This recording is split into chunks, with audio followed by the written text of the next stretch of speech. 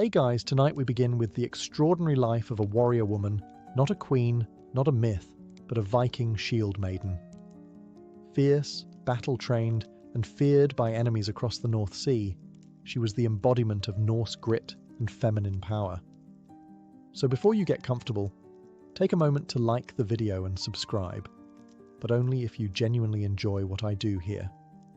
And let me know in the comments where you're tuning in from and what time it is. It's always fascinating to see who's joining us from around the world. Now, dim the lights, maybe turn on a fan for that soft background hum, and let's ease into tonight's journey together. You enter the world in the dead of winter, because of course you do. The fire's barely lit, the midwife's drunk on honey mead, and the longhouse smells like smoke, wet fur and boiled cabbage.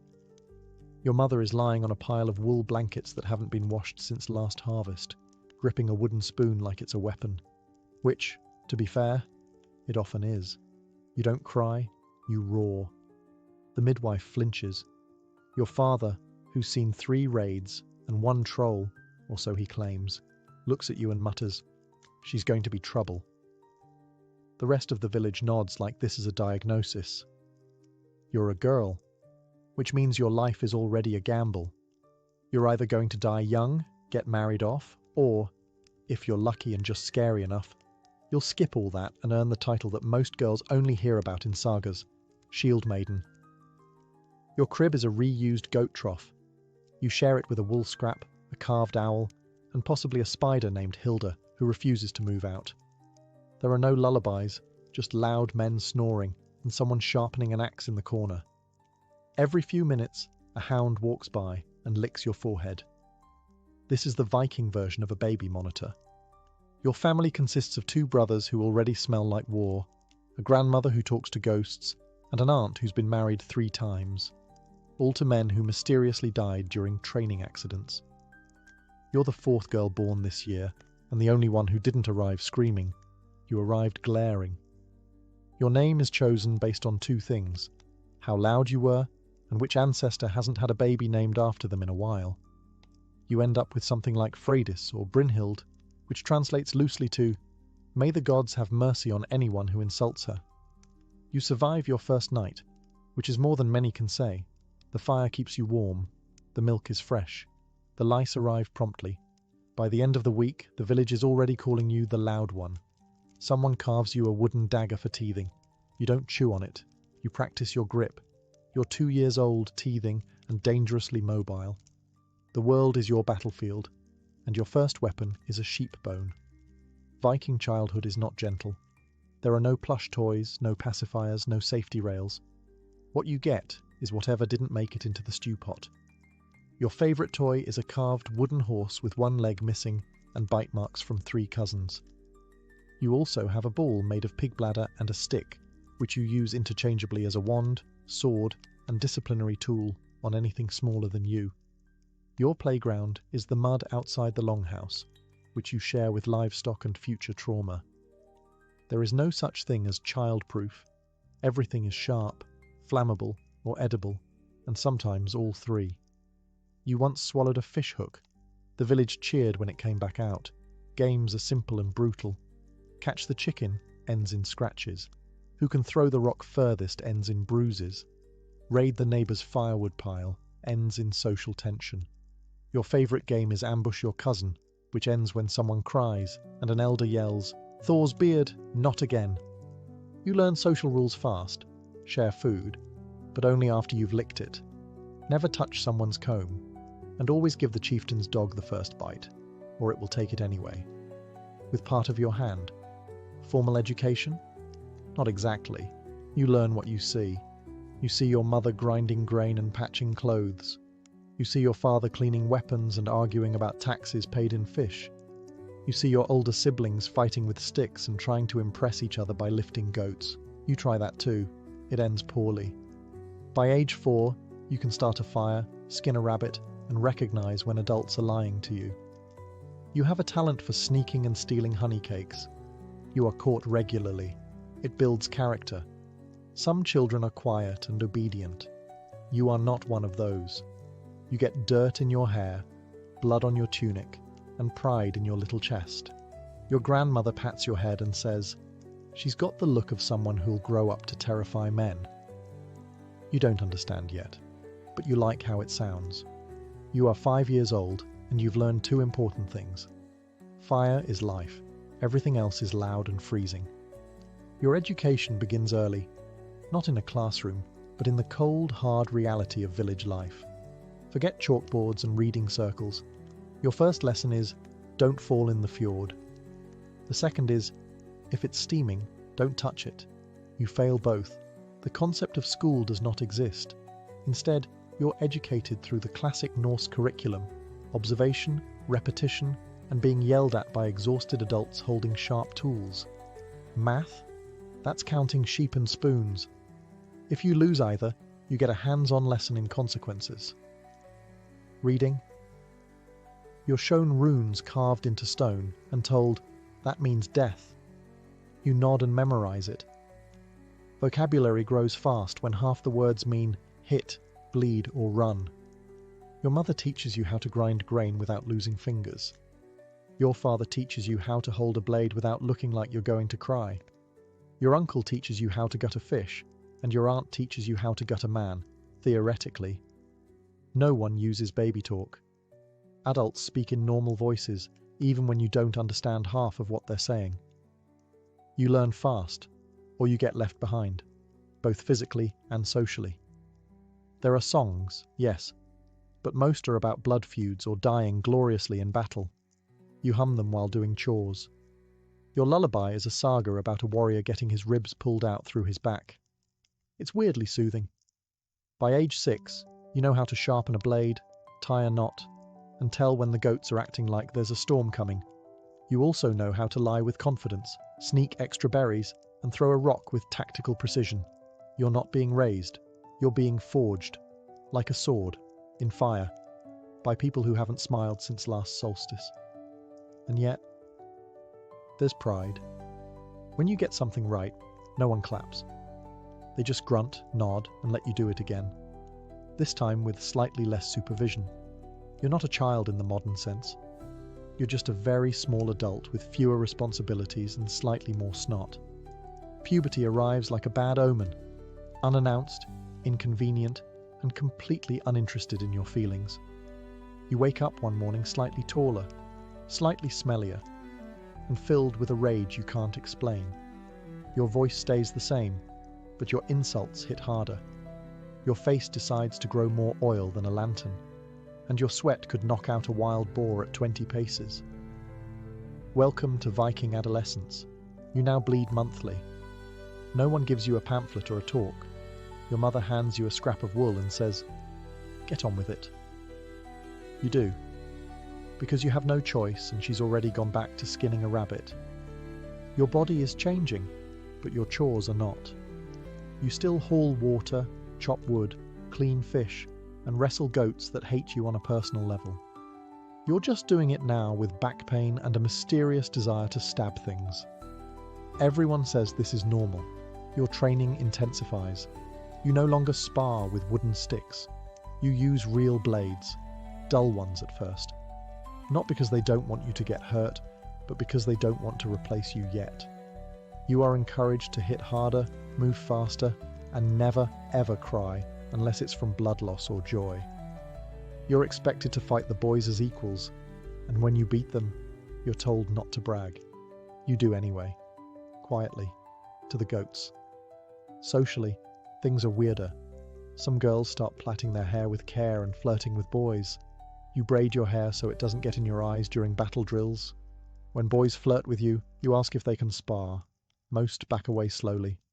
A few try, fewer try twice. Your evenings are spent cleaning weapons, eating stew, and trying not to think too hard about your future. You don't dream of weddings or silk tunics. You dream of standing in a shield wall, shoulder to shoulder with warriors who don't ask if you're sure you're strong enough. You haven't earned your place yet, but you're close. And when you catch your reflection in the blacksmith's shield, eyes fierce, hair wild, arms bruised, you don't see a girl anymore. You see a threat. You turn 12, which in Viking years means you're now considered almost an adult. and just old enough to ruin your own life with steel.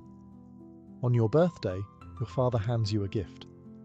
It's long, wrapped in cloth, heavy and cold. You unwrap it carefully, expecting a broom or maybe a loaf of dry bread. Instead, it's an axe, iron-bladed, leather-wrapped, and sharp enough to split logs, bones, or egos. You name it immediately. Not because you're sentimental, but because it feels like you should fear it a little less if you treat it like a friend. You choose something appropriately terrifying, like wolf biter or mittens. You go outside to try it. Your first swing misses the target completely and nearly takes out the fence. Your second swing hits your own foot. You don't cry. You just sit there, bleeding quietly, wondering if this counts as a rite of passage or just a bad idea with a metal edge. Your uncle bandages your toe and tells you, "That's how you learn." Then he laughs and offers you a pig's ear. You decline with dignity. The next few weeks are full of trial and error. Mostly error. You practice on logs, hay dummies, and occasionally the training post, which now leans slightly from all the off-centre hits. Your form improves. Your confidence grows. Your foot still throbs. You learn how to oil the handle, how to sharpen the blade, and how to swing without twisting your back like an old drunk trying to dance. You train until your hands blister, then train more until the blisters turn into calluses. Sometimes you train alone. Sometimes with your cousin who is 2 years older and insists on spinning in circles before each strike like he's performing for gods who are definitely not watching. One day, you block a blow, counterattack, and land a clean hit on your opponent's ribs. They drop their weapon and wheeze something about seeing stars. You don't gloat. Much. That night, you lay your axe beside your bed. Not for decoration, not for tradition, but just in case someone breaks in and mistakes you for anything other than a problem. You're not just learning how to fight. You're learning that you were built for it. It starts, like most bad ideas, with someone opening their mouth. You're at training, holding your axe and minding your own business, when a boy, taller than you, cockier than necessary, and freshly smug from winning a sparring match, looks at you and says, "Are you sure you want to fight? You don't want to break a nail." You don't respond, not verbally. Instead, you step into the ring, nod to the instructor, and get ready. The boy smirks. He's already half-turned toward his cheering friends, one of whom whispers something that sounds like, "Go easy on her." You don't go easy on him. Your first hit is blocked. Your second grazes his shoulder. Your third lands square in the middle of his chest, knocking the wind out of him with a sound like a dying goose. He recovers quickly, swings wide, misses. You duck, sweep his legs, and take him down into the mud like you've been dreaming about this moment your entire life. He tries to rise. You plant your foot on his chest. Silence. The boys stop cheering. The instructor clears his throat. The goats watching from the edge of the field seem vaguely impressed. You step off, toss your braid back like a battle flag, and walk away without a word. The boy coughs, mutters something that might have been "good match," and limps off to tend to his bruised everything, especially his pride. Later, one of the elders pulls you aside. You brace for a scolding. Instead, they grunt and say, "Good footwork." Your mother gives you a nod. Your father just raises one eyebrow, then offers you a larger portion of dried fish at dinner. In Viking culture, this is considered a standing ovation. The boy doesn't look at you for a week. When he finally does, it's with the cautious respect one might give to a bear they've once accidentally poked with a stick. You learn something important that day. You don't have to raise your voice to be heard. You don't have to smile to be liked. And you definitely don't have to apologize when someone else's underestimation lands them in the mud. Victory smells like sweat, dirt, and slightly overcooked stew, and you'll never forget it. There's no ceremony, no glowing runes, no prophecy, no dramatic lightning bolts splitting the sky. Just a cracked shield, a busted lip, and an old warrior grunting, "She's ready." You've spent the last few years fighting, sweating, and earning every single bruise like a badge of honor. Your mornings begin with drills. Your nights end with soreness in muscles you didn't know existed. You can now identify injuries just by how they ache. Sprain, dull throb, bruise, sharp sting, ego? Still bruised from losing to your grandmother in a wrestling match last week. Your braid is longer now, not for style, but for practicality. You tie it back before battle so it doesn't get caught in your helmet or grabbed by someone with poor decision-making skills. Some girls weave in beads. You weave in bits of leather and teeth, not yours. Probably. Training has shifted. It's less about whether you can swing an axe and more about whether you can keep your head when someone's trying to take it off. You spar with men now. No one goes easy on you, and you don't expect them to. You've learned that hesitation costs you more than pain. It costs you respect. Your shield arm is stronger than your dominant one. Your fingers are permanently wrapped in leather or scabs. You don't win every match, but you never stop swinging. That's what earns their trust. Then, one day during a sparring session, your shield splits. A clean hit from someone twice your size. It cracks down the middle, splinters flying. You toss it aside and keep going, barehanded, bloodied, and just angry enough to make it interesting. You lose the match, but no one forgets what you did. And that's the day the elders start using your name in a new tone. Not as a child to be corrected, but as a fighter to be counted on. No one says, "You're a Shieldmaiden now." But they no longer glance sideways when you take your place in the shield wall. The braid, the blood, the bruises, all earned. You haven't just become a Shieldmaiden. You've become someone others watch when things go wrong, to see what you'll do. You finally make it onto a longship, and within the first hour, you deeply regret every choice that brought you here. The deck is slick, the wind is rude, and the rowing bench is basically a wooden insult to your spine. You are packed elbow to elbow with other warriors who smell like old leather, dried sweat, and optimism that died 3 days ago. There is no personal space. You shift slightly, and your knee touches someone's axe. You shift again, and someone sneezes into your hair. A seagull screams overhead, as if mocking your life choices. Rowing is not glamorous. It's a full-body punishment disguised as transportation. Your hands blister by mid-morning. By noon, your blisters have blisters. Your palms feel like someone grated them with a cheese scraper. You are told this means you're doing it right. There is no relief, only rowing. Your arms are sore, your legs are numb, and your seat is damp in a way that raises existential questions.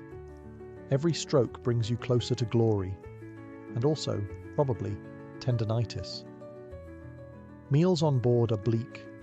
Dried fish that tastes like the inside of a helmet, hard bread you could use as a weapon, and water that's technically still water, if you're generous. You chew slowly and contemplate mutiny. At night, you sleep curled against the side of the ship, using your shield as a blanket and your axe as a pillow. You are gently rocked by the waves, the snoring of the crew, and the lingering suspicion that this entire voyage was planned by someone who hates fun.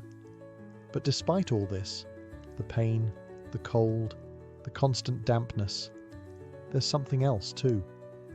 The thrill of the open sea, the camaraderie of the crew, the quiet pride that yes, you belong here. You earned your spot. You're not a tag-along.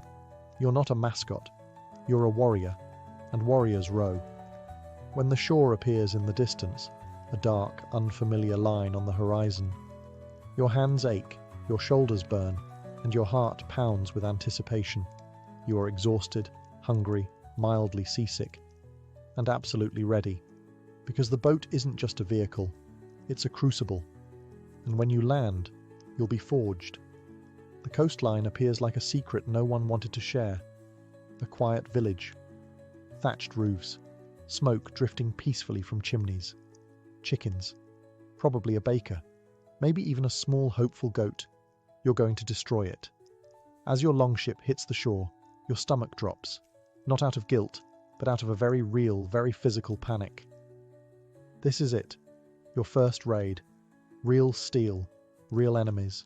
Real consequences if you trip in the mud and accidentally stab yourself before anyone else gets the chance. You disembark. The beach is soft, which is not helpful. You nearly twist your ankle before even reaching the village. Battle cries echo around you, loud, primal, and mostly improvised. Yours sounds like a goat coughing. It's fine. You're new. You charge. Your first opponent is not a warrior. It's a chicken. It runs at you aggressively, flapping like it has something to prove. You sidestep, barely, and swing at a man holding a pitchfork. He drops it and runs. You chase him briefly, then remember you're supposed to be looting. You break into a storage hut and find cheese. A lot of cheese. You grab some. It feels like a victory. Outside, chaos, shouting, fire. Someone trips over a bucket. Someone else starts singing for no reason. A warrior next to you yells, "To Odin!" and falls into a well. You begin to understand why Viking raids are both feared and deeply confusing. Eventually, the resistance fades. The village is pacified, which is a nice way of saying burned and robbed. Your crew gathers what's useful: silver, tools, livestock, a very nice stool. You limp back to the boat with a bruised shin, a stolen spoon, and half a wheel of cheese. It's not what you imagined. No slow-motion glory, no epic speech, just adrenaline, noise, and the vague realization that you may have screamed for the entire 20 minutes. But you're alive. You stood your ground. You didn't drop your weapon. And even though your tunic smells like goat panic and your ears are still ringing, you feel it. The thing the older warriors talk about in low tones around the fire. That rush, that certainty, that power. You didn't just survive your first raid, you participated, and next time, you'll be better. The battle is over. The village is behind you, smoking, raided, and probably confused about what just happened. You're back on the longship, slumped over your oar, smelling like someone grilled anxiety over a fire made of damp regret. Your tunic is torn. Your boots are muddy. There's a cut on your shoulder that you didn't notice until someone else pointed it out. "That'll scar nicely," they say with a grin, as if that's helpful medical advice. Your hands are blistered, your thighs are cramping, and there's a definite chicken feather still stuck to your braid. You're not sure if it's from a fight or lunch. Possibly both. The rowback is quieter. No one's shouting, just groaning, chewing, and the occasional sarcastic retelling of who tripped over what. Someone insists they single-handedly fought off 5 armed villagers. You watched him drop his sword in a puddle and cry. No one corrects him. He needs this. Food is passed around. Dried fish, hard bread, and, most sacred of all, a flask of ale. It's warm. It's bitter. It tastes like triumph and mould. You drink anyway. You expected victory to feel louder, but really, it feels like bruises and a deep, aching satisfaction that settles somewhere between your ribs and your spine. You did the thing. You crossed the sea, held the line, and came back with cheese and a story. By nightfall, you're back at camp. The fire crackles. The meat sizzles. Someone's already asleep, snoring directly into their helmet. You sit cross-legged with your fellow warriors, staring into the flames like you're waiting for the gods to say something. No gods speak. But someone passes you a roasted turnip, which is almost the same thing. There's laughter now, the low, worn-out kind that comes from people who survived something stupid together. You laugh too, not because it was funny, but because it happened, and you were there, and you didn't die. As you settle in for sleep, curled up with your shield and your still dented helmet, you know this is the first of many raids, the first of many aches. But for tonight, you rest. You earned it. Raiding season ends with the cold, and so does your brief flirtation with glory. You return home expecting rest, maybe even praise. What you get is winter. Full-blown, nose-biting, morale-destroying Viking winter. The fjord ices over. The longship is dragged inland and flipped upside down like a retired dragon. You pack away your armor, knowing full well that your off-season is just survival on hard mode. The chores double. The daylight vanishes. Your motivation follows. You chop firewood until your fingers go numb. You haul frozen buckets of water from an icy stream that stares back at you like it wants you dead. The goats, who hate you on a spiritual level, now rely on you for warmth and hay. You don't like them, but you respect their stubbornness. They return the favor by screaming at 3 a.m. The food situation deteriorates immediately. Fresh meat becomes a distant memory. You now live on smoked fish, dried fish, and fish pickled in something that might also be cleaning vinegar. For variety, there's turnip mash. It doesn't help. You eat in silence, bundled in every layer you own. You smell like wool, damp fur, and regret. Your hair hasn't been fully dry in weeks. Your toes feel like strangers. Your shield collects dust. You polish it anyway, mostly to remember what happiness looked like. Your family is around constantly. Too constantly. The longhouse is crowded, smoky, and filled with arguments about who keeps moving the firewood and why the stew smells like socks. You train outside in the snow just to get away, even if your fingers freeze to the sword hilt. And yet, something changes. You get stronger. You get colder, emotionally and physically. You start to appreciate silence. You stop noticing the smell of pickled everything. You endure. One morning, the snow begins to melt. You hear the first bird song in months, a shrill little thing that sounds like hope and a possible migraine. You walk to the fjord. The ice is cracking. Spring is coming. Raiding season will return. And when it does, you'll be ready. Angry, underfed, and itching for action. Winter tried. It didn't win. You survive winter. Just barely. Your reward? Marriage proposals. They begin innocently enough. A local farmer's son shows up with a bundle of dried fish and a hopeful grin. He tells you that you'd make a strong wife. You respond by asking how well he can swing an axe. He says he doesn't do weapons. You say you don't do men who can't hold a blade. He leaves. Quickly. The next one tries harder. He brings you a gift, a comb carved from antler. You accept it politely, then use it to scratch your hound behind the ears. He never returns. Soon, it becomes a trend. Young men arriving with tokens and nervous energy, hoping to tame the village's most eligible Shieldmaiden. The problem is, you don't want taming. You want raiding, sparring, and maybe the occasional feast where no one talks about goats. Your aunt says you should consider settling down. You tell her you'll settle down when your axe rusts. She mutters something about dying alone. You counter with dying gloriously, which frankly sounds better. One particularly bold suitor challenges you to a duel. He says it's tradition. You agree. He gets a bruise shaped like your shield and learns a valuable lesson about underestimating women who train in the snow for fun. Eventually, the offers stop. Word spreads. You're not interested. Not in being someone's wife, not in cooking stew every night, and definitely not in arguing about who gets the good fur blanket.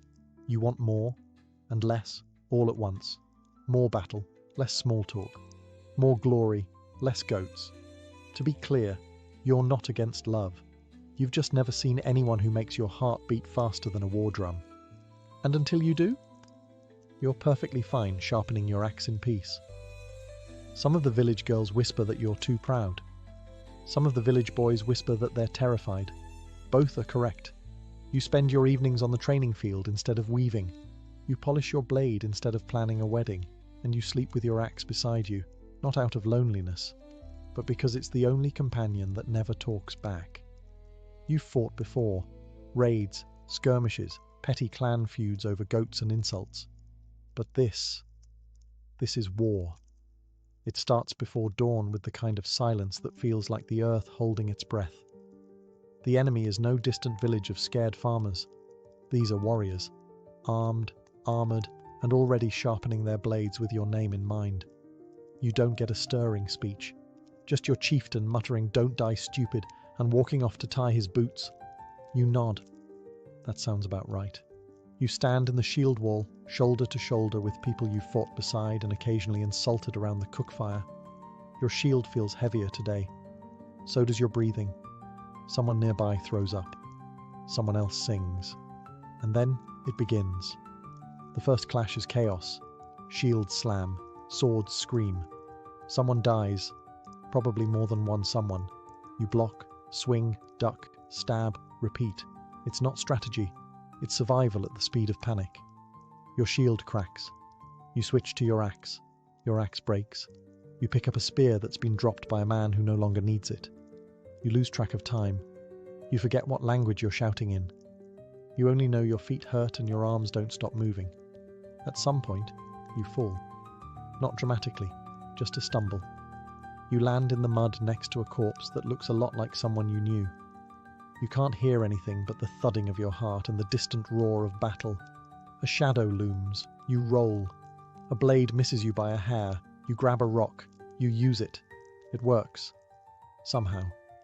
When it's over, truly over, the field is quiet again. Except now it's not earth holding its breath.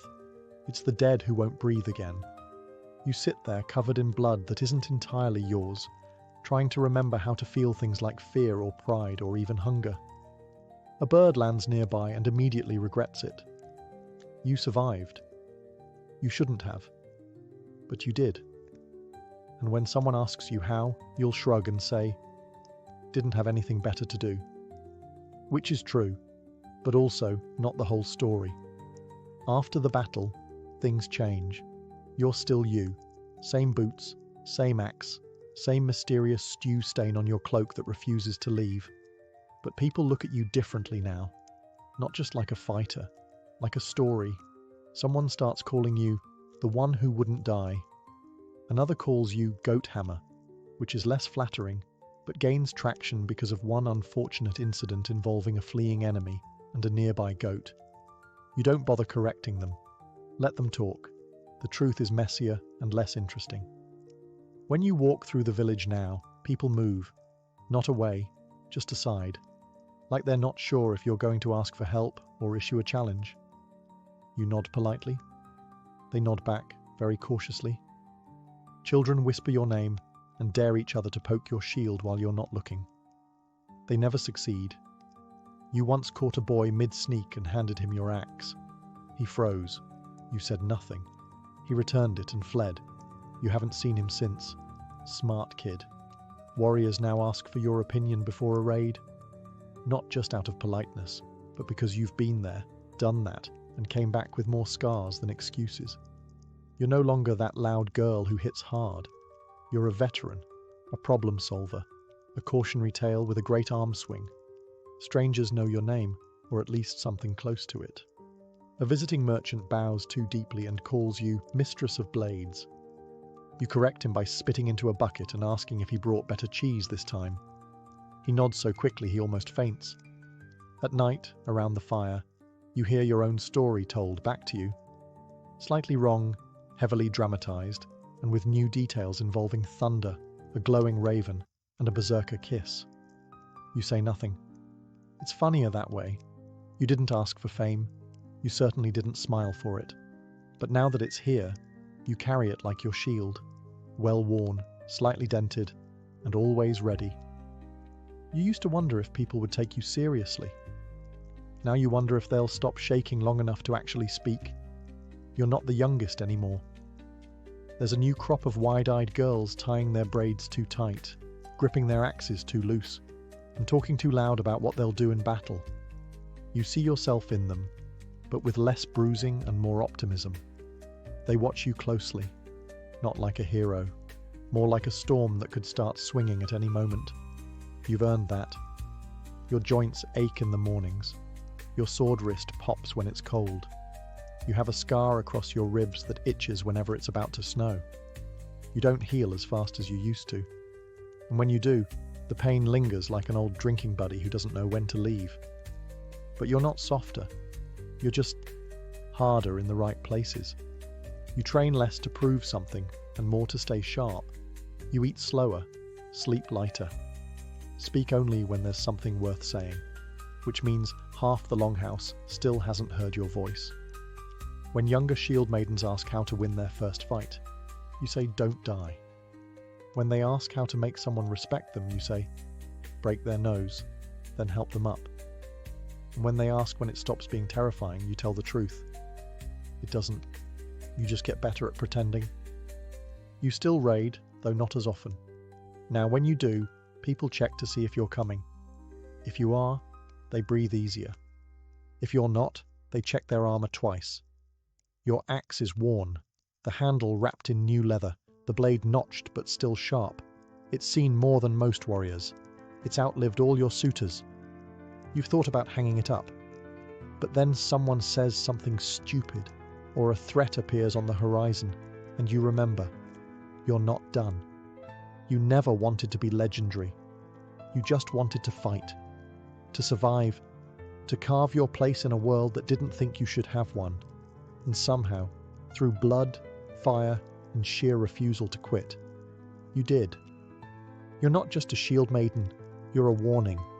And the next time someone asks if you still fight, you'll smile, just a little, and say, only when it's necessary. And sometimes, just for fun. Long before hospitals and white coats, the Greeks believed the best way to get healed was to take a nap, inside a temple. This wasn't lazy medicine. It was called incubation, and it was sacred. If you were sick in ancient Greece, you didn't book a doctor. You packed your bags and made a pilgrimage to the sanctuary of Asclepius, the god of healing, often at Epidaurus, where marble colonnades met the scent of laurel and sacrifice. Upon arrival, you'd perform purification rituals, bathe in sacred water, offer a small sacrifice, often a rooster, and prepare for sleep in the abaton, a dark, quiet chamber where patients laid down on mats, sometimes with snakes slithering freely around them. Yes, snakes. They were sacred to Asclepius and symbolized renewal and rebirth. The idea was simple but mystical. Fall asleep in the presence of the god, and he would visit you in a dream. These divine dreams weren't just symbolic. They were prescriptions. You might see Asclepius touch your wounded leg or hand you a healing herb. In the morning, you'd report your vision to a temple priest who would interpret it like a spiritual pharmacist and advise you on what action to take. The process wasn't passive. The journey to the temple, the purification, the prayer, all of it primed the mind and body for healing. Some scholars argue it was a form of early psychosomatic therapy. Others call it theatrical placebo.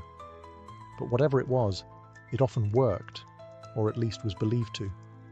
Patients sometimes left cured, others left inspired, but almost all of them left with a story.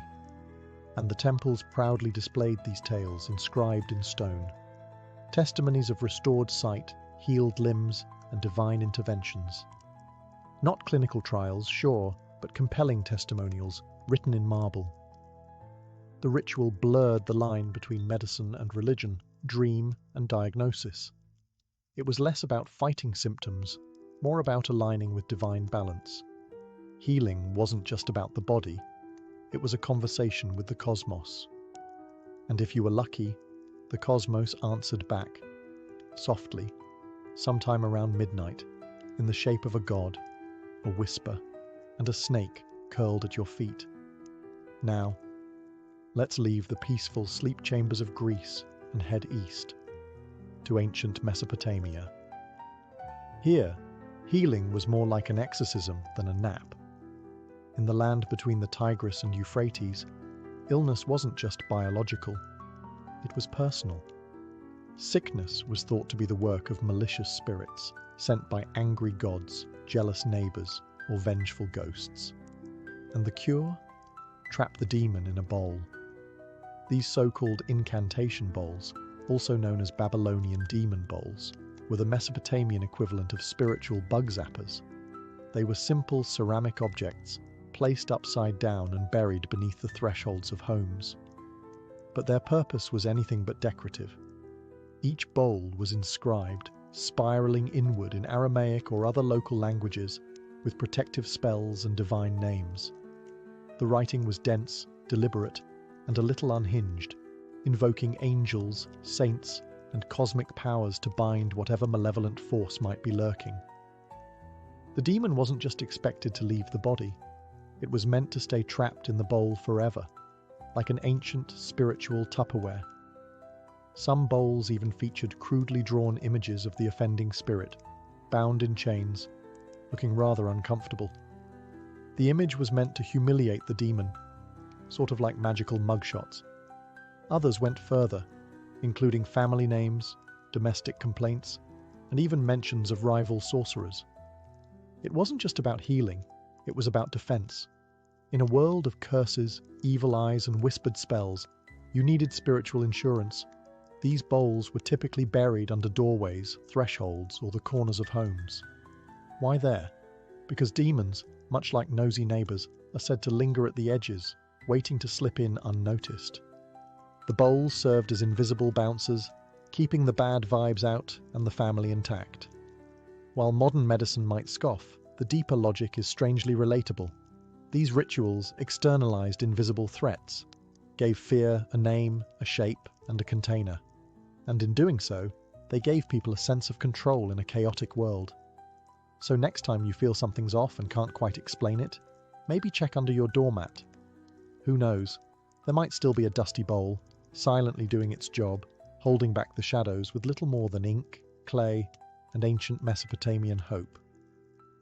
While Mesopotamians were busy trapping demons in pottery, the ancient Egyptians turned to something more sensual: plants, perfumes, and potions. For them, healing wasn't just about restoring the body, it was about balance, harmony, and divine scent. And at the heart of this fragrant medical tradition was the blue lotus, a flower with hypnotic power and spiritual prestige. The blue lotus wasn't just beautiful, it was intoxicating, literally. Soaked in wine or infused into salves, it was used to induce mild euphoria and ease pain, grief, or spiritual distress. Ancient paintings show partygoers clutching lotus blooms during feasts, priests offering them in temples, and even mummies buried with them. The flower was thought to connect the living with the divine, opening the mind to healing dreams and sacred visions. But lotus wasn't the only tool in the Egyptian medical chest. Far from it. Egyptian medicine was a dazzling mix of the empirical and the esoteric. They catalogued over 800 remedies in texts like the Ebers Papyrus, a 20-metre scroll filled with everything from crocodile dung suppositories, yes, really, to honey-based wound dressings. Some of these treatments were surprisingly effective, especially the ones involving garlic, frankincense, and myrrh, all known today for their antimicrobial properties. Others were more spiritual than scientific. One common remedy for toothache involved placing a cooked mouse on the sore spot. Another involved chanting spells to drive out illness as if it were a disobedient servant. The line between prayer and prescription was thin, and doctors, called SWNW, often doubled as priests. The temples themselves acted like hospitals. The sick would come to be treated with a combination of poultices, incantations, and offerings to deities like Sekhmet, the lion-headed goddess of plagues. If you recovered, great. If you didn't, well, perhaps the gods were testing your resolve. But make no mistake, Egyptians weren't blindly magical in their approach. They performed surgical procedures, set bones, and drained abscesses. They even understood the pulse and examined urine to diagnose illness. In fact, some Greek physicians like Hippocrates and Galen later borrowed heavily from Egyptian methods. Still, the rituals always lingered, because in Egypt, healing wasn't just a physical process. It was a sacred act, a way of aligning the flesh with the eternal. And sometimes, all it took was a flower, a spell, and a little bit of faith wrapped in linen. While the Egyptians were wrapping the sick in scented oils, far to the north in Siberia and across the indigenous Americas, healing took on a different urgency, not treating the body, but retrieving the soul. Here, illness wasn't just a symptom.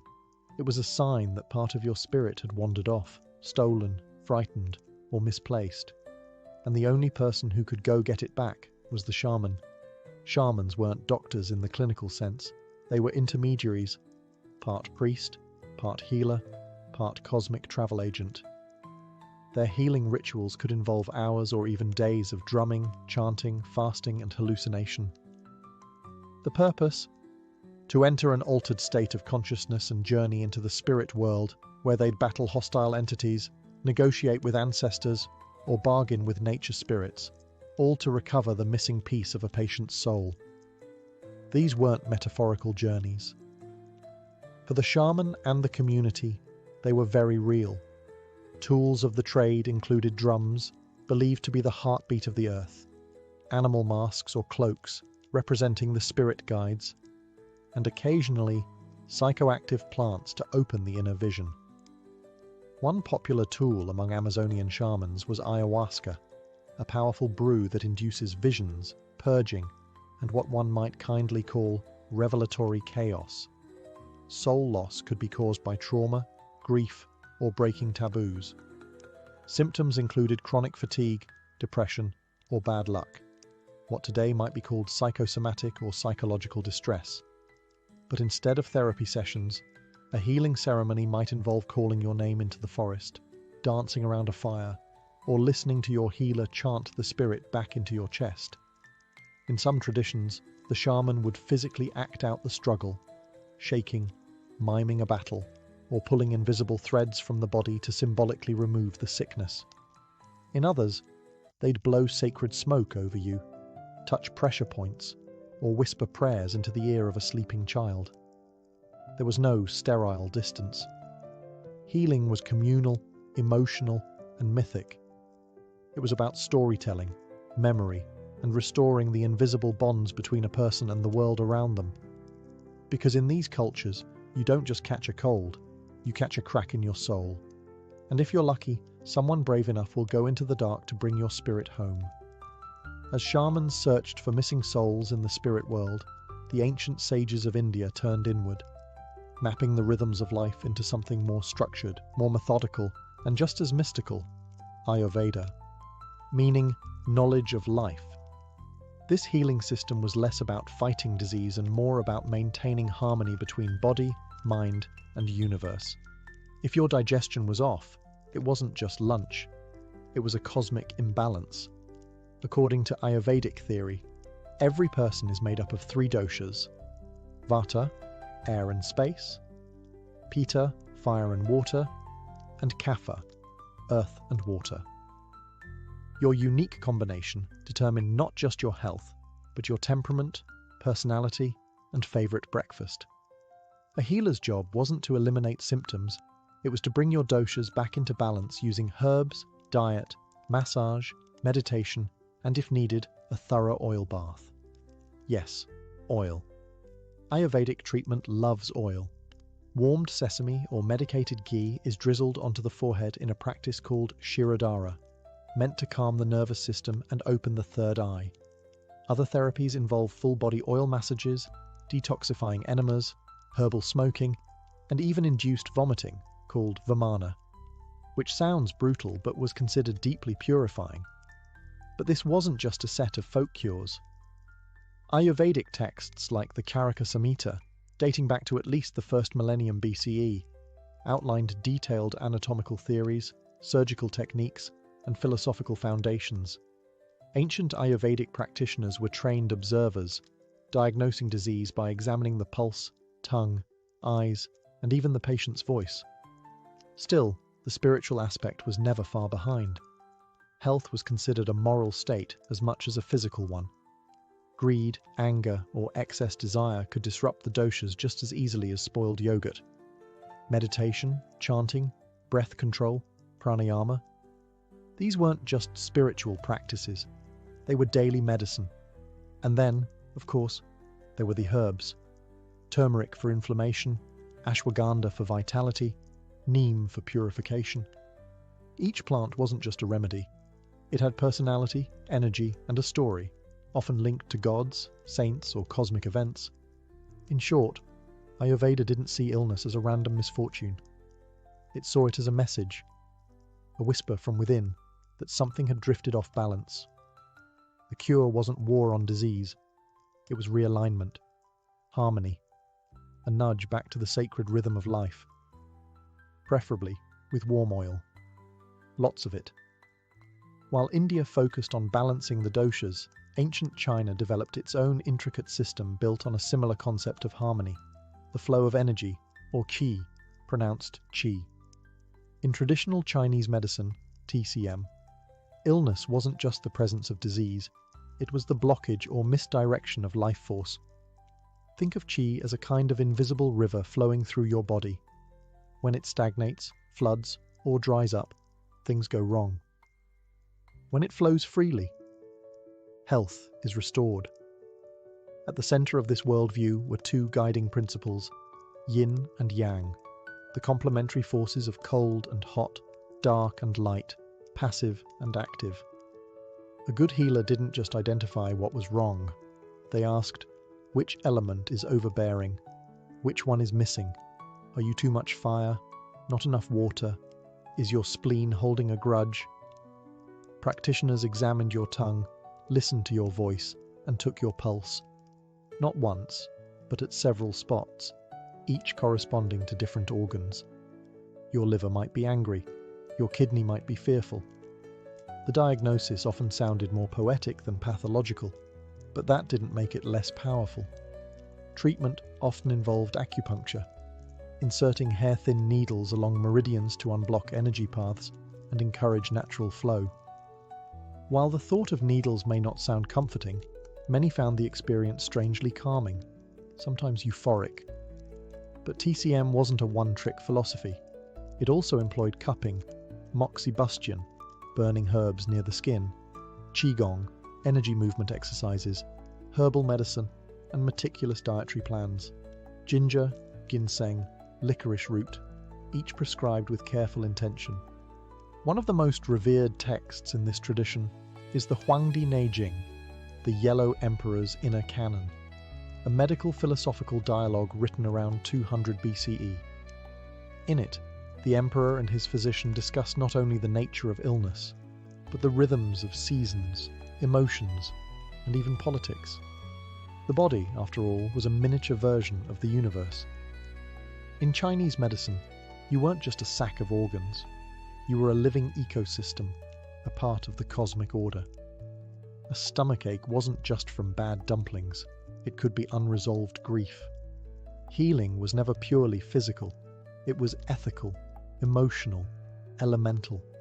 And when the elements fell out of tune, the goal wasn't to fight, but to restore harmony, like tuning an instrument, or uncorking a stream, with needles, and maybe a touch of burning mugwort. Across the vast and varied landscapes of Africa, healing has long been a community event, a blend of medicine, ritual, and ancestral power. Unlike Western models that isolate the patient in a clinic, traditional African healing involves the family, the ancestors, the village, and the spirits. In many cultures, illness is not just a personal ailment, it's a social rupture, a cosmic imbalance that must be addressed holistically, preferably with drums, smoke, and a very concerned chicken. Take the Sangomas of southern Africa, spiritual healers and diviners who serve as the bridge between the living and the dead. A Sangoma doesn't just diagnose symptoms, they read bones, literally. A handful of bones, shells, and trinkets is cast on a mat, and their position reveals the story. It's a form of spiritual radiology. The ancestors speak through the scatter. Once the diagnosis is made, whether it's a curse, ancestral displeasure, or emotional trauma, the healing begins. Rituals may involve animal sacrifice, plant-based remedies, or initiation dances. Music plays a crucial role. Drumming, singing, and movement aren't entertainment. They're tools to shift energy, invite spirit guides, and enter trance states. The goal? To heal not only the body, but the soul and its unseen ties to others. Plants, too, are central. Traditional healers, known as herbalists or inyanga, maintain deep knowledge of local flora, roots, barks, leaves that treat infections, fever, infertility, or pain. Some herbs are boiled into teas, others are burned, rubbed into skin, or consumed in complex brews during rituals. This isn't casual foraging. It's a sophisticated pharmacy passed down through generations, often protected through secrecy and spiritual initiation. Illness might also come from violating taboos or social norms, failing to honor elders, speaking ill of a spirit, or stepping over the wrong grave. So healing isn't just medical, it's moral. You may need to confess, apologize, or undergo purification. And yes, this might involve chicken blood, sacred ash, or a very awkward family meeting. The deeper idea is clear. You're not a disconnected individual. You're part of a living network, ancestral, spiritual, ecological. When something goes wrong in you, it echoes through the web, and the healer's job is to listen, interpret, and stitch the web back together with herbs, chants, and the wisdom of the ancestors watching from the firelight. In many Native American traditions, healing is not about fixing a part of the body, it's about purifying the whole person. Illness, whether physical or emotional, is seen as the result of imbalance between the self, the community, the spirit world, and nature. And so, one of the most profound healing rituals across many indigenous nations is the sweat lodge, a ceremony of heat, prayer, and spiritual rebirth. The lodge itself is humble, a dome-shaped structure made of willow branches draped in blankets or hides. Inside it is dark and intensely hot. Heated stones, known as grandfathers, are placed in a central pit, and water infused with sacred herbs is poured over them to create steam. The air becomes thick with heat and memory, and participants sit in a circle, often naked or minimally clothed, guided by a spiritual leader or roadman. This is no sauna. It is a womb. The lodge represents the earth's belly, a place of renewal where one can let go of toxins, pain, and emotional burdens. Songs are sung, prayers are spoken, sometimes in traditional languages nearly lost to time. The process usually happens in rounds, each more intense than the last, and each accompanied by a different theme: gratitude, forgiveness, letting go, or calling upon ancestors. The purpose isn't just to sweat out sickness, it's to listen to yourself, to others, and to the spirits. In the darkness, stripped of distractions, people often report visions, emotional breakthroughs, or deep, unexpected peace. It's not always pleasant. The heat can be overwhelming, and the discomfort intense. But that's part of the medicine. Other healing rituals include smudging, burning sacred herbs like sage, sweetgrass, or cedar to cleanse a person or space, and healing songs, which are passed down orally and considered living medicine. Some nations employ sand painting, where colourful patterns made of crushed stone are used in healing ceremonies to realign spiritual forces. But at the heart of it all is connection. To the land, to the ancestors, to the elements. Healing isn't done in isolation. It's done in relation.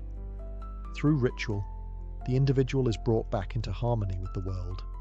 And whether it's through fire, steam, or song, the goal is always the same: to return to balance, to remember who you are, and to walk again with strength upon the sacred earth. After travelling from Greek dream temples to sweat lodges under the stars, one thing becomes clear. Ancient healing was never just about the body. It was a full spectrum experience: physical, emotional, spiritual, and social. While the tools varied, lotus salves, demon bowls, needles, drums, the intention was remarkably consistent: restore balance. In every corner of the ancient world, health was defined not as the absence of disease, but as the presence of harmony. Harmony between body and soul, between humans and nature, between this world and the unseen one, whether through the cosmic pulse of ki, the rhythm of drumming feet in the dust, or the soothing trance of temple incubation. Healing rituals worked because they gave meaning to suffering and agency to the sick. They also recognized something modern medicine often forgets. Humans are meaning-making creatures. We want to understand why we're in pain. We want to believe that there's something we can do about it. Ancient healing gave people both: an explanation, be it spirits, imbalance, or ancestral wrath, and a path forward, often as communal as it was curative. These rituals were powerful, even when they were medically ineffective. A Mesopotamian demon bowl might not have killed bacteria, but it might have calmed the mind. A shaman's soul retrieval may not have mended bones, but it could soothe trauma in ways language couldn't. Even where the science fell short, the storytelling, the symbolism, and the ceremony had genuine therapeutic value. And here's the twist. Many of these ancient insights are coming full circle. Modern medicine now embraces mind-body approaches, meditation, visualization, and even plant-based therapies. Psychedelic-assisted therapy echoes shamanic journeys. Hospitals incorporate music, aroma, and culturally sensitive rituals into care. It's almost as if, after centuries of scientific dominance, we're remembering something our ancestors knew instinctively. Healing isn't just about chemistry, it's about connection. So what do ancient healing rituals teach us? Not just about herbs and chants, but about ourselves. That we're not machines to be fixed, we're ecosystems to be nurtured. That a whispered prayer, a rhythmic drumbeat, or the scent of sacred smoke can sometimes reach places a scalpel cannot. Because deep down, healing isn't just a medical process, it's a human one. And the ancients, in all their mysticism and messiness, understood that better than most. Before there were crowns, amulets, or rings set with gemstones, there were shells, tiny perforated mollusk shells, strung together and worn not for beauty alone, but for meaning. Some of the oldest known jewellery in human history comes from places like Blombos Cave in South Africa, where archaeologists uncovered shell beads over 75,000 years old. These weren't just random decorations. They had been deliberately pierced, smoothed, and arranged. In other words, they were designed. So why would early Homo sapiens spend precious time threading together shells, teeth, bones, and stones when survival was already a full-time job? The answer seems to lie in communication. These ornaments weren't just aesthetic. They were a language. A necklace might signal your role in the group, your family lineage, or your readiness to mate. Jewelry was a wearable story, one that spoke without words. And while today we think of jewelry as luxury, the earliest forms were sourced directly from nature's scraps: bird talons, animal teeth, pieces of amber, and carved bone. Nothing was wasted. Everything held potential meaning. A predator's tooth worn around the neck didn't just look cool. It said, "I survived this." It was protection, bravado, and spirituality wrapped into one primitive pendant. Interestingly, these early beads often came from the sea, suggesting that even inland communities valued coastal materials. This implies a level of trade and exchange, possibly among early tribes. Jewelry, even then, was portable culture, a way to carry identity and relationships across landscapes. But there's also a spiritual layer. Some anthropologists believe these objects had magical or ritual purposes. Shells were connected to water, bones to ancestors, teeth to strength. They weren't just decorative, they were talismans, worn close to the body to ward off illness, misfortune, or evil spirits. In essence, the birth of jewelry marked a turning point in human cognition. It showed an awareness not only of self, but of how the self appeared to others. A shell on a string became more than decoration. It became a statement about belonging, about survival, about meaning. So no, ancient humans weren't primitive in the way we once thought. They were already artists, curators, and storytellers, carving their identity into bone and threading their legacy through a hole in a shell. As human societies advanced through the Paleolithic period, jewelry took on deeper layers of symbolism, becoming markers of life and death, of belonging and legacy.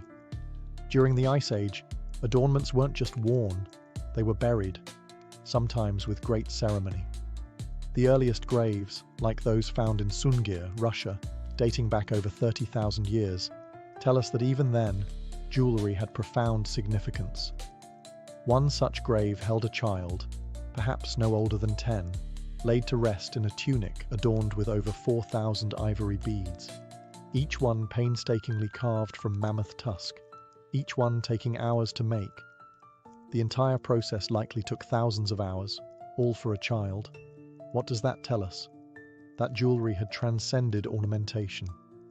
It had become a sacred rite, a farewell, and maybe even a promise to the next world. These Ice Age pieces weren't made in haste. They featured symmetry, repetition, and rhythm, showing a surprisingly developed aesthetic sense. Pendants shaped like animals, patterned beadwork and bracelets carved from reindeer antler suggest both technical skill and spiritual symbolism. Jewelry was no longer improvised from scraps. It was a dedicated craft, and the materials told stories of place and identity.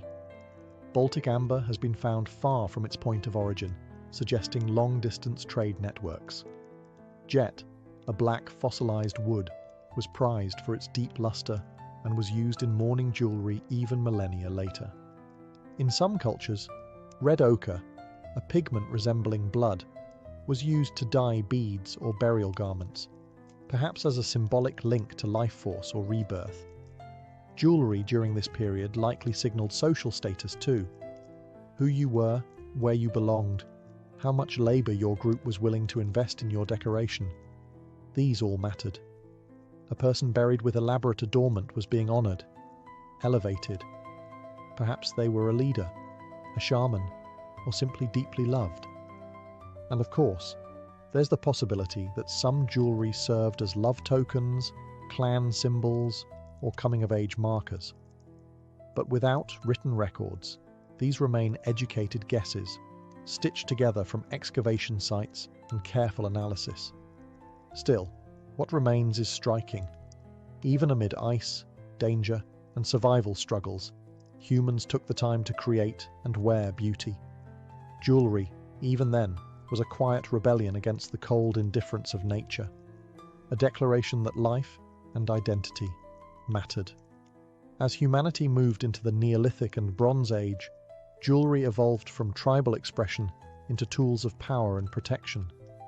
Amulets, pendants, and charms were no longer just aesthetic, they were infused with intention, magic, and the divine.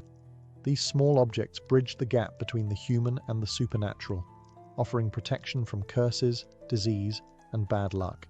Or so people believed. In ancient Egypt, the use of jewelry as amulet reached new levels of complexity. Scarabs, ankhs, and the Eye of Horus weren't just pretty shapes, they were spiritual armor. The scarab, representing rebirth and transformation, was often buried with the dead to ensure safe passage into the afterlife. Children wore fish-shaped amulets to ward off drowning. Pharaohs were buried with gold jewelry shaped like cobras and falcons, invoking gods to guard them even in death. Materials mattered. Gold wasn't just precious, it was considered imperishable, associated with the flesh of the gods. Lapis lazuli, with its deep celestial blue, was thought to grant vision into the divine.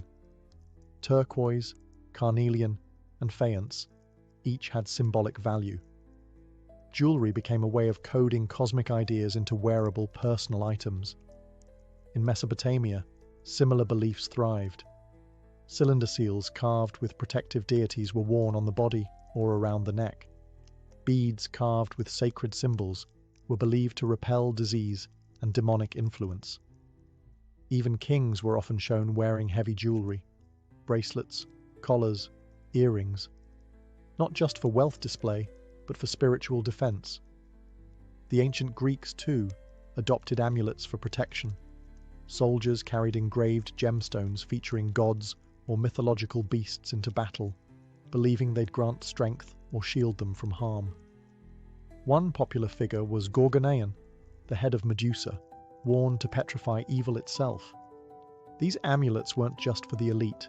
Common people wore them too, sometimes in base metals or clay rather than gold. But the intention was the same. Whether around the neck, wrist, or sewn into clothing, jewelry became a daily interface with the divine. It served as medicine, shield, and whispered prayer. At its core, ancient jewelry had become a tool of survival, not in the physical sense, but spiritually and socially.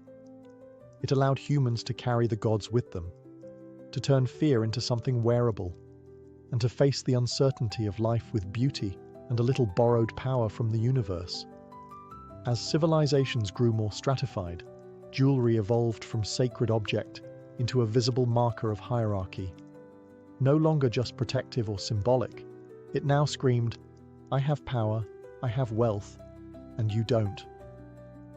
From Mesopotamian queens to Chinese emperors, jewelry became political, its gleam a reflection of divine favor and elite identity. In Sumer, one of the earliest cradles of civilization, archaeologists unearthed astonishing examples of elite adornment in the royal tombs of Ur. Queen Puabi, buried around 2600 BCE, was entombed in layers of gold and lapis lazuli, headpieces, necklaces, large gold earrings, and an elaborate beaded cape made from precious stones. Her death was a performance of wealth, but also a spiritual declaration. Her jewelry carried her authority into the afterlife. The ancient Egyptians took this to even greater heights. Pharaohs wore elaborate broad collars, heavy with gold, turquoise, and enamel, symbolizing divine kingship. Their crowns were inlaid with serpents to signify protection and sovereignty. Even children of the elite were adorned with amulets and rings. Jewelry wasn't just for ceremony, it was everyday diplomacy, a language of status in plain view. In ancient China, the elite wore jade, not gold. Jade wasn't merely beautiful, it symbolized purity, immortality, and moral excellence. Confucian ideals even linked jade's physical properties to virtue, smooth yet strong, radiant but not flamboyant. Emperors were buried with jade burial suits sewn together with gold thread, believing it would preserve the body and elevate the soul. Across the Mediterranean, the Mycenaeans and later the Greeks and Romans continued this trend. Gold wreaths shaped like laurel leaves were worn during public rituals and funerals, echoing both wealth and cultural refinement. Roman senators flaunted signet rings, each engraved with their family crest, acting as both a security key and a status badge. And let's not forget the role of jewelry in court politics.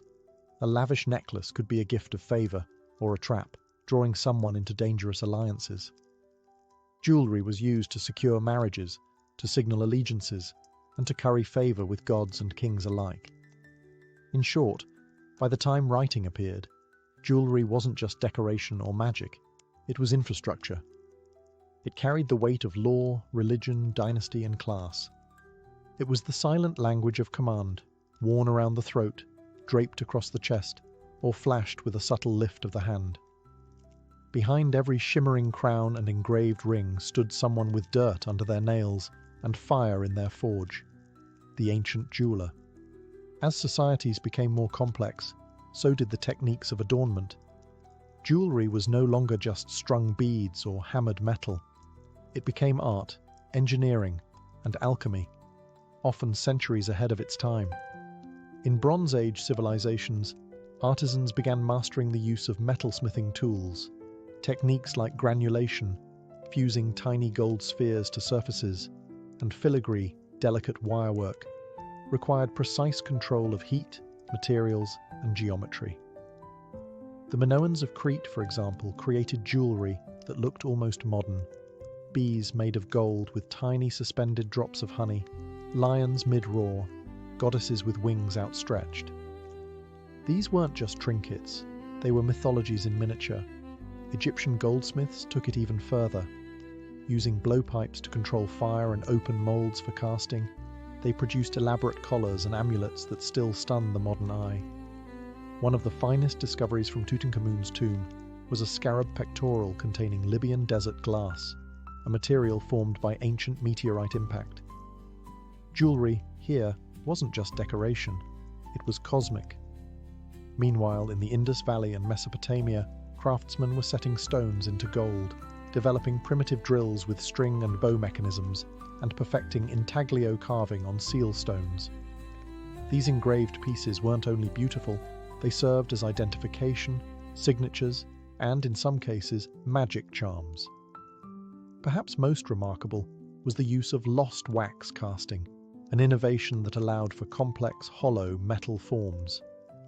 First appearing in Mesopotamia and Egypt, this technique involved sculpting a model in wax, coating it with clay, then heating it until the wax melted away, leaving a mold for molten metal. The result?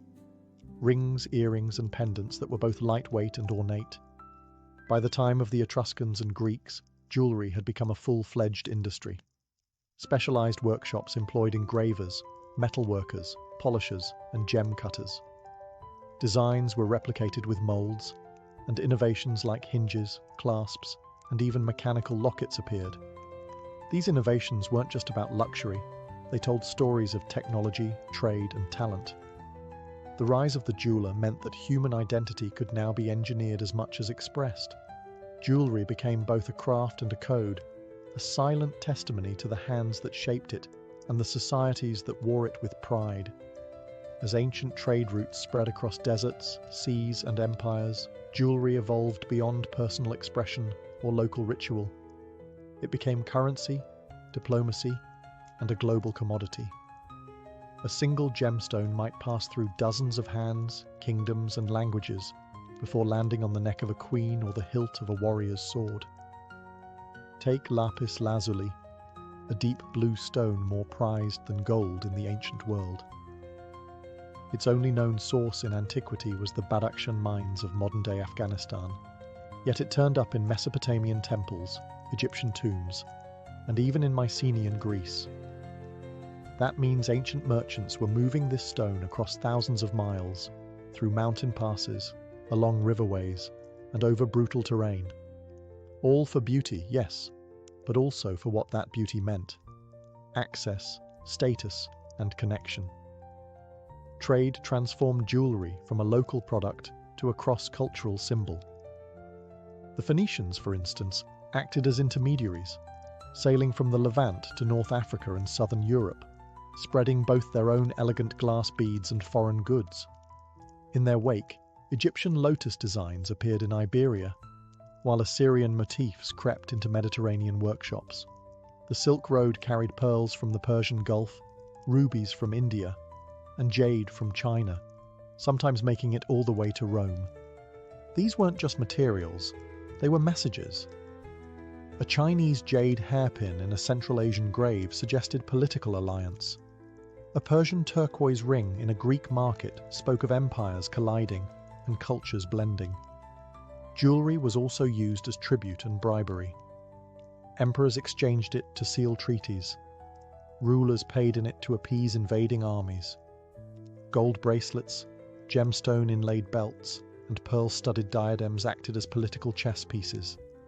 Even among commoners, jewelry took on economic weight. In many ancient societies, jewelry functioned as portable wealth, especially for women. A bride's dowry might include coin bracelets or rings, serving both as adornment and emergency savings. If needed, she could sell a necklace to survive famine, fund a journey, or pay a debt. In essence, ancient jewelry was the world's first global brand, recognizable across borders, adaptable to local tastes, yet carrying the same timeless message. This is precious, and I am connected to the forces that made it so. From caravans to caravels, it traveled with us, part ornament, part passport, part promise. While jewelry often marked status and divinity, it eventually took on one of its most enduring roles: the symbol of love, commitment, and memory. Long before diamond engagement rings became the norm, humans used beads, rings, and bangles to mark relationships, both romantic and sacred. In ancient Egypt, rings were exchanged not just as decorative gifts, but as contracts of union. Circular in shape, with no beginning or end, the ring represented eternity. Couples would exchange rings made of woven reeds, ivory, or gold, often placed on the third finger of the left hand, a tradition based on the belief that this finger held a vein that led directly to the heart, later called the vena amoris. In ancient Rome, betrothal rings called annulus pronibus were made of iron, symbolizing strength and permanence. Some were engraved with portraits of the couple or clasped hands, a motif known as fed, which would persist into medieval Europe and beyond. These rings were more than tokens of affection. They were legally binding, often tied to dowries, inheritances, and the legitimacy of offspring. Other cultures marked romantic bonds through bracelets, necklaces, or amulets worn in pairs. In some tribal societies, lovers exchanged matching talismans made from bone, tooth, or carved wood. items believed to remain spiritually linked, no matter how far apart the wearers travelled. Jewellery also played a major role in wedding ceremonies. In India, the tradition of adorning the bride with intricate gold jewellery, including nose rings, anklets, bangles and hairpieces, was both aesthetic and spiritual. Each item carried symbolism: prosperity, protection, fertility. The Mangal Sutra, a black beaded necklace tied by the groom during the wedding, became a symbol of marital status, akin to a Western wedding ring. Across cultures, love jewellery also carried hidden messages. In Renaissance Europe, posy rings were engraved with romantic verses or secret phrases. Some were inscribed inside the band, visible only to the couple. Others held compartments with miniature portraits, locks of hair, or perfumes. Jewellery, in this sense, became an archive of emotion, a compact relic of memory, intention, and bond. It was the tangible form of something invisible: trust, devotion, connection.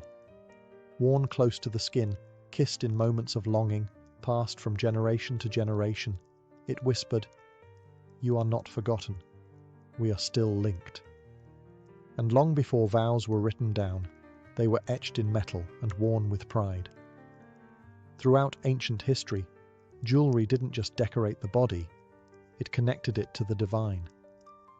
Adornments were often charged with spiritual meaning, used not just for beauty or wealth, but to invoke blessings, protect against evil, and mark sacred roles. A necklace was rarely just a necklace. It was a prayer, a barrier, a silent conversation with the gods. In ancient Mesopotamia, priests and priestesses wore elaborately designed pectorals and headpieces during rituals. These weren't accessories, they were spiritual uniforms, crafted to mirror celestial forms or mythological creatures. A single bead might represent a planet. A clasp might depict a god's weapon. Jewellery served as a way to physically embody cosmic order. Egypt took this even further. High priests wore items designed to channel the power of the gods. The Menat necklace, for example, was not only decorative, but was believed to bring fertility and divine favour. Worn by priestesses of Hathor, it was often shaken like a rattle during ceremonies to please the goddess. The famous Usek collar, seen in countless Egyptian paintings, was a solar symbol, its curve mimicking the path of the sun god Ra across the sky. Across ancient India, jewellery played a vital role in both Hindu and Buddhist traditions. Earrings, bangles, and anklets were thought to stimulate energy points on the body, aligning the chakras and promoting spiritual well-being. Gold was associated with purity and immortality, often reserved for deities and sacred rites. Statues of gods were adorned with intricate gold jewellery, echoing the belief that the divine deserved and demanded earthly riches. In the Americas, the Maya and Aztecs viewed jade as a sacred stone far more valuable than gold. It symbolized life force, breath, and divine energy. Priests wore jade pendants shaped like deities, and rulers were buried with jade in their mouths to carry their soul into the afterlife. Even in early Christianity, amulets and medallions inscribed with crosses or saints' images were worn to ward off plague, demons, or temptation. Jewellery, here, wasn't just pious, it was protective. Whether worn by a humble farmer or a high priest, ancient spiritual jewellery spoke to a shared human impulse to seek protection, favour, and meaning from beyond. A sacred shimmer, a divine thread, a way to carry the heavens, not in the sky, but around your neck. As ancient civilizations rose and fell, their jewellery remained, buried in tombs, hidden in ruins, or passed hand to hand across generations. What started as beads on a string evolved into something far more powerful, a vessel of memory, a statement of identity, and sometimes the only clue left behind. In burial sites from Scandinavia to Nubia, jewellery offers intimate portraits of the dead. A brooch might reveal cultural origin. A ring might suggest marital status. A necklace made of mixed materials might hint at long-distance trade or migration. Even the way jewellery was worn, layered across the chest, looped through hair, or hidden under garments, tells us how people saw themselves and how they wanted to be remembered. And remember, these items were meant to outlast their wearers. They were passed on as heirlooms, tokens of continuity in times of change. A mother's pendant might be worn by her daughter on a wedding day. A warrior's ring might be buried with his son. Jewellery became a bridge between past and present, often more durable than stories, more personal than monuments. In times of exile or crisis, jewellery was also a means of preserving identity. During the fall of cities or forced migrations, people took only what they could carry, and jewellery was both portable wealth and emotional ballast. A simple bangle might hold more meaning than an entire home left behind. The materials themselves aged gracefully. Gold doesn't rust, gems don't rot. So jewellery, unlike textiles or food offerings, could survive millennia. And in doing so, it preserved human fingerprints, not just physically, but metaphorically. You can almost feel the pride, the love, the ritual, and the pain in every scratch, clasp, and missing stone. Even today, we echo these ancient instincts. We inherit wedding rings. We wear necklaces with initials. We place lockets near our hearts. We keep jewellery in boxes, not for their market value, but for the people they remind us of. So as we look back at the origins of ancient jewellery, we're not just studying fashion or metallurgy, we're studying human longing. The longing to be seen, to be protected, to belong, and ultimately, to be remembered, wrapped in gold, strung in shell, cast in bronze. The story of jewellery is the story of us, durable, personal, eternal. Beneath the peaceful wheat fields and sleepy roads of northern France lies something no one expects, a massive underground city carved directly into soft chalk. Just outside the village of Naours, near the Somme River, sits one of the most unusual archaeological mysteries in Europe, a sprawling subterranean labyrinth made up of over 300 rooms, stretching more than 3 kilometres in length. Descend just 33 metres, and you're no longer in rural Picardy. You're in a ghost city carved into stone. It's easy to miss. On the surface, there's only a small entrance on a wooded slope, but step inside, and the cool air greets you like a secret. The passages widen, they twist, they open into hidden chambers, stables, kitchens, even a chapel. Some rooms are connected with long, low-ceilinged corridors. Others are isolated dead ends, perhaps meant for storage, or something more secretive. It feels less like a cave and more like someone turned the underworld into a village. What's most unsettling isn't just the scale, it's the silence of its origins. No definitive record tells us why or when the Naours complex was first built. Estimates suggest that construction began sometime in the Middle Ages, possibly between the 9th and 13th centuries. But was it meant as a refuge, a monastic retreat, or something else entirely? The walls don't say. One popular theory is that local monks or villagers began digging the tunnels as a way to escape Viking raids or later invasions during the 100 Years' War. It would have made perfect sense. The chalk is soft and easy to excavate, and the network is cleverly ventilated, meaning fires could be lit without suffocating occupants. It was also virtually invisible from above, making it the perfect hideout. Over time, the city beneath Naours evolved. Wells were dug. Smoke chimneys were hidden inside tree trunks above ground. Horses were even stabled in the depths, far from enemy sight. And yet, despite its engineering genius, the site vanished from collective memory, until it was rediscovered by a priest and amateur archaeologist in the 19th century.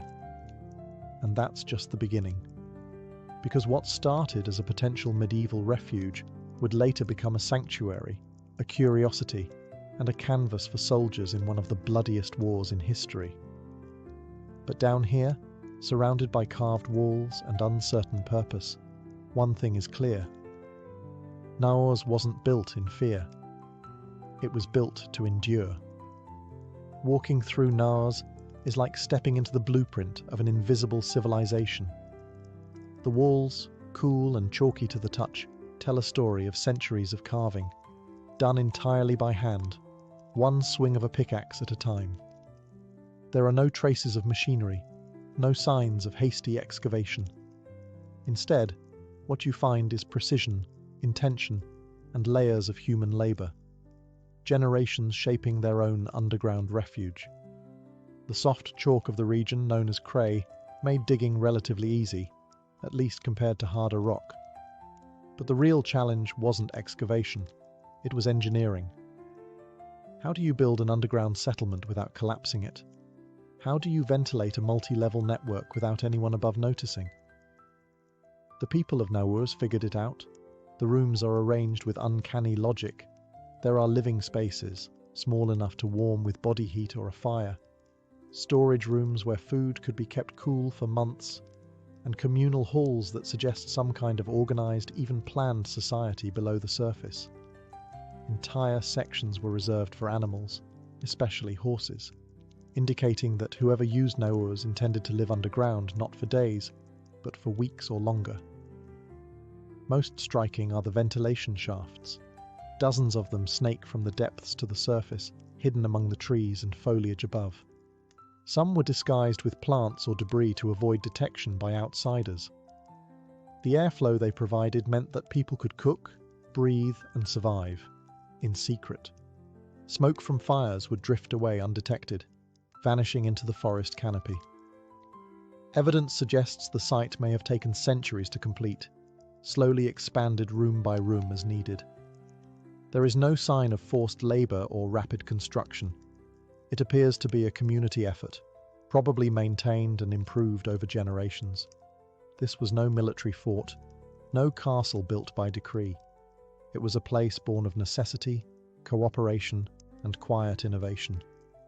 The craftsmanship is not luxurious, but it is efficient. Doorways are rounded, ceilings are reinforced, walls are smoothed, not crumbling.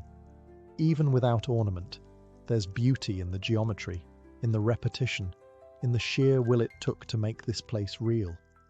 And perhaps that's why Naur has endured.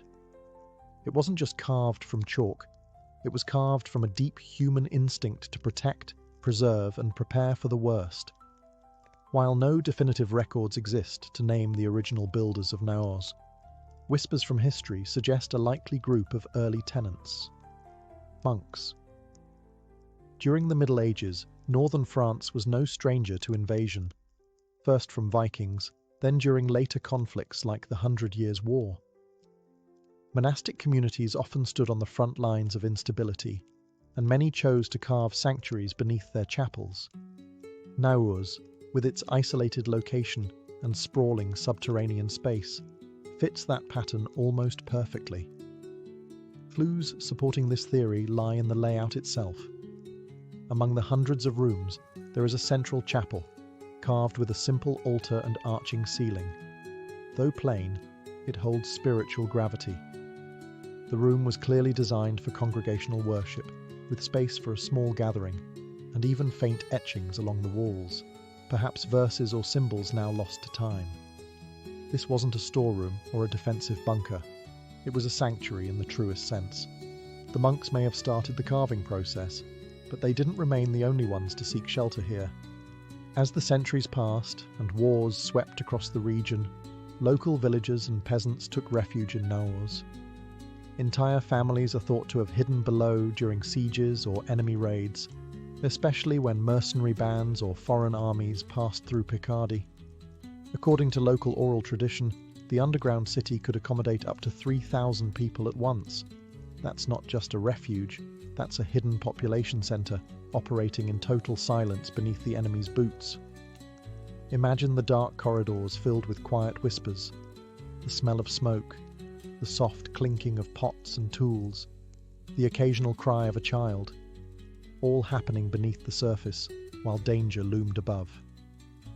And yet, despite the fear that likely brought people underground, Naurs offered more than safety. It offered dignity. People weren't crammed into caves like animals.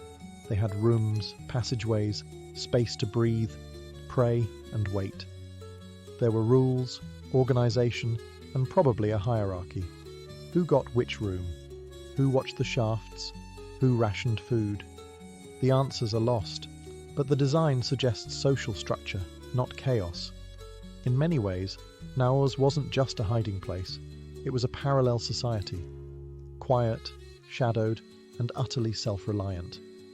Built not out of luxury, but out of necessity. And in doing so, it kept communities alive, without anyone above even knowing they were there. For centuries, the underground city of Naurs quietly served its purpose, sheltering monks, villagers, and perhaps entire generations from wars and raids. And then, just as mysteriously as it had been carved, it vanished from memory. By the 18th century, few in the surrounding region even knew it existed. The entrance had been overgrown, the stories faded, the city below swallowed not by earth, but by time. How does a city disappear? Slowly, bit by bit. As peace returned to northern France, the need for subterranean refuge declined. People returned to farms and fields. Families grew more permanent roots above ground. Oral histories thinned with each generation, and eventually, no one remembered to tell the next child that beneath their feet lay an entire civilization of chalk. There's no record of its use during the Napoleonic Wars, no mention during France's Revolution.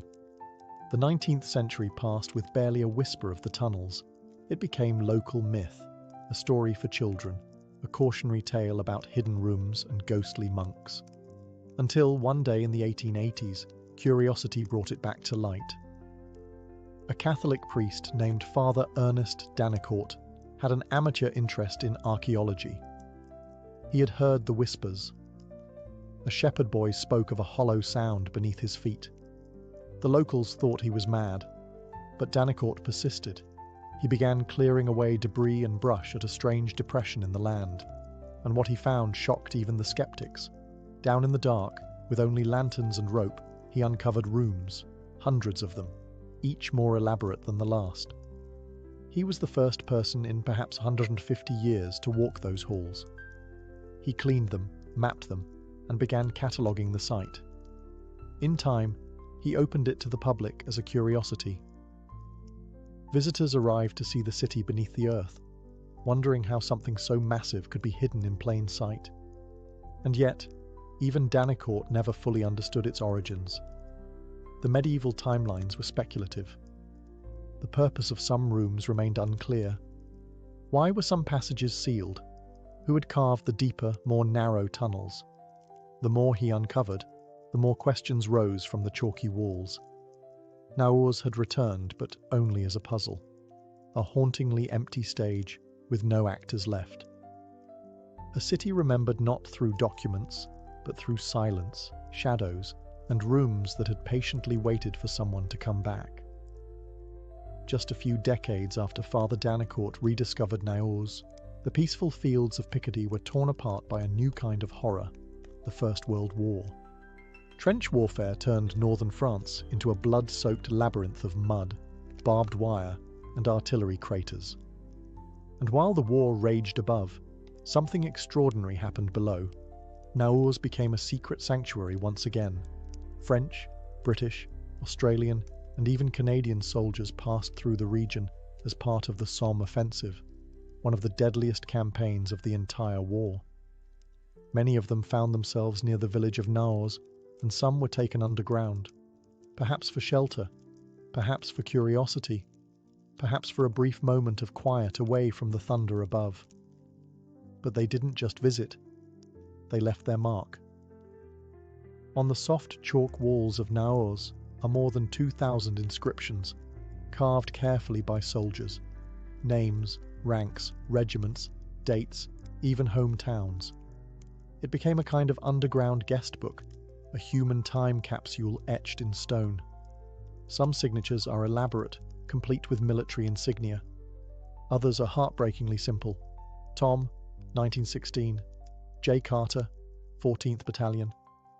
It wasn't vandalism, it was memory, written by men who knew they might never return home. Many of these soldiers were Australian, from the Australian Imperial Force. Their graffiti is among the most numerous. Historians believe soldiers were brought to Naurs for brief rest periods or as part of local reconnaissance. The site may have reminded them of home, of cave systems like the Jenolan Caves in New South Wales. Or maybe it was just the sheer wonder of stepping out of trench hell into an ancient city of stone. Some carved dates just days before the Battle of the Somme began in July 1916. Many of those names never made it back to Australia or England or Canada, but their writing did. Their presence still lingers in the dim corridors, not ghosts, but echoes. In recent years, researchers have used these inscriptions to trace family histories and even reconnect descendants to soldiers lost in the war. Naurs, once a forgotten refuge, became a living memorial, not through monuments or parades, but through handwriting, scratched into stone by men facing the abyss. Down here, amid the silence, their words still whisper, "I was here. I mattered. Don't forget me." What makes Naur so haunting isn't just its vastness or mystery, it's the graffiti. Thousands of inscriptions carved into the chalk walls, not by medieval monks or refugees, but by soldiers of World War I, young men trapped in a war that had erased any sense of normalcy. These weren't random scrawls or mindless doodles. They were deliberate, careful, and intensely human. A name carved into stone becomes a voice refusing to vanish. Over 2,000 such inscriptions have been catalogued so far, most of them bearing names, ranks, battalion numbers, and dates. Some are precise: Penrach Kelly, 3rd Battalion, AIF, March 1916. Others are more cryptic, just initials, a year, maybe a single word like home or peace. The chalk walls became a canvas for memory, each letter scratched out with the same discipline they applied to their rifles. Many soldiers carved their names in clusters, groupings of men from the same battalion, often side by side. In one section of the tunnels, Australian soldiers from the 1st and 2nd Divisions carved entire walls, turning them into unofficial regimental memorials. It wasn't about ego, it was about being remembered. In the chaos of war, there was something grounding about leaving behind a mark, an act of quiet defiance against the oblivion of death. Some went further. They carved their hometowns, Sydney, Perth, Manchester. They scratched crosses, kangaroos, or military insignia into the walls. A few even etched short messages. "Goodbye, France," one soldier wrote. Another simply carved, "Still alive." And then there are the dates, many of them in 1916, just weeks or even days before the Battle of the Somme, where tens of thousands would be killed within hours. The eerie proximity of these peaceful carvings to the slaughter above makes Naur feel like a moment of suspended time, a breath before the storm. Today, these inscriptions have become the focus of military historians and genealogists. Names once lost to history are being reconnected to families. Some descendants now walk the same tunnels, tracing the same letters with their fingers, knowing that their grandfather or great-uncle stood here, laughed here, maybe wept here, before climbing back into the noise of war. Naur is no longer just an archaeological site. It's a living document, carved not in paper, but in stone. A place where voices from the past still linger, refusing to be forgotten. After the Great War, Naur fell silent once more. The soldiers were gone, many of them forever, and the underground city returned to its quiet, chalky gloom. The names they carved faded under layers of dust, soot, and moisture. The once active tunnels became a curiosity again, visited occasionally, but mostly forgotten by history. Peace, it seems, also has a way of burying things. In the decades that followed, the underground complex saw sporadic attention. It was reopened to the public during the interwar period, and again after World War II. Tourism brochures in the 1950s and 60s advertised Naurs as a quaint medieval oddity, La Cité Souterraine, but few truly understood what they were walking through. Most visitors wandered through the dim corridors without realizing that they were brushing past the names of thousands of soldiers, etched silently into the walls behind them. Worse still, the site began to suffer from neglect and casual damage. Lighting installations scorched the delicate chalk. Graffiti and modern markings were added, sometimes right next to century-old inscriptions. Dust, mould, and vibration from tourism slowly eroded parts of the structure. And all the while, the true historical significance of what lay within remained buried under souvenir shop interpretations and surface-level storytelling. The inscriptions were there, hiding in plain sight, but no one was really looking. It wasn't until 2014, almost a full century after World War I, that Naur would reclaim its voice. A team led by Gilles Prilot, a French archaeologist, stumbled upon the extent of the soldier graffiti while conducting a routine survey of the site. What he found wasn't just a few scattered names, it was a vast, undocumented war archive carved by hand. He realized that Naurs wasn't just a medieval refuge or a tourist stop, it was a time capsule, a spiritual annex to the war itself. This discovery reignited interest in Naur. Conservation efforts began, digital scans were made, and the graffiti was catalogued for historical research. Families from as far away as Australia and Canada came to see the signatures of ancestors who never returned. Still, the silence of those lost decades lingers. For nearly 100 years, the most poignant messages in Naurs were hidden, not by secrecy, but by neglect. And perhaps the greatest tragedy is not that the soldiers carved their names into the stone, but that we forgot to look for them. The 2014 rediscovery of Naur's wartime graffiti changed everything. What had been marketed as a quirky underground attraction was suddenly recognized for what it truly was: a sacred record of lives interrupted, carved into the earth by men preparing to die. Overnight, Naurs was transformed from a tourist stop to a site of international historical significance. Leading the rediscovery was archaeologist Gilles Prilot, whose work began as a simple preservation study. But as he and his team ventured deeper into the tunnels, they realized they weren't just cataloguing medieval architecture. They were standing in a World War I archive, inscribed not on paper, but into the walls themselves.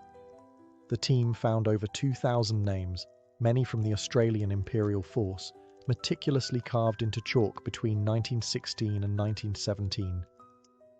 Prilot described it as the largest underground concentration of First World War inscriptions ever found. It wasn't just a few soldiers passing through, it was a steady stream of men, taking shelter from the war above and leaving behind their final thoughts in stone. The discovery sparked an international response.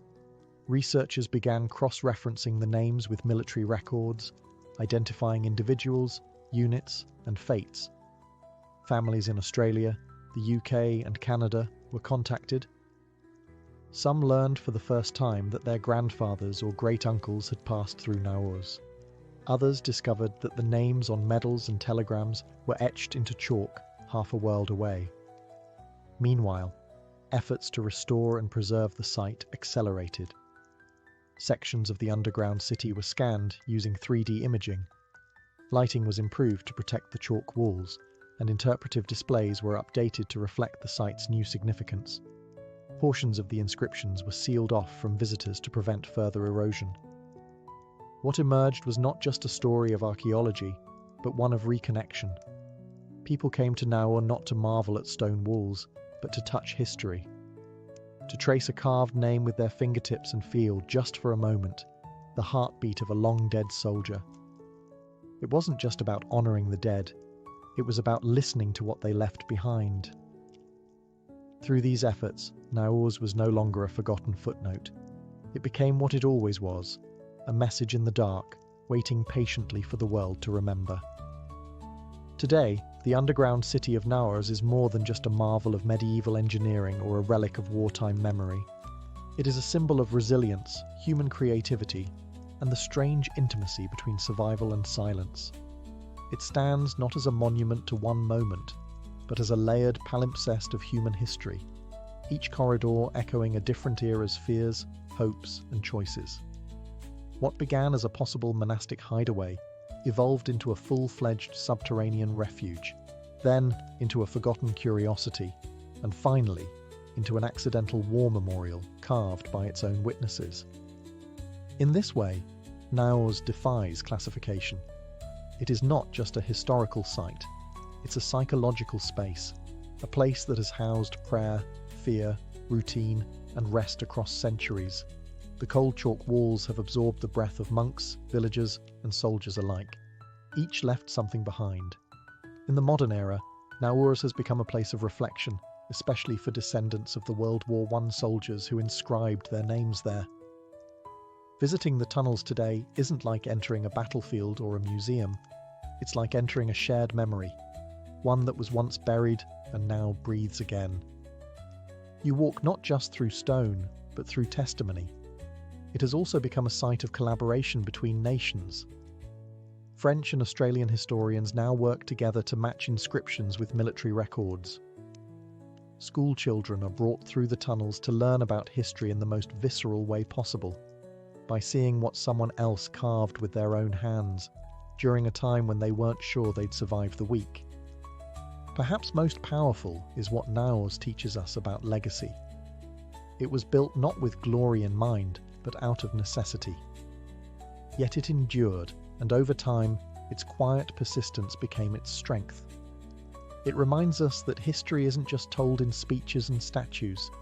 It's whispered into chalk, hidden in dark corners, waiting patiently for someone to remember. Naurs is not loud. It doesn't shout, but it endures.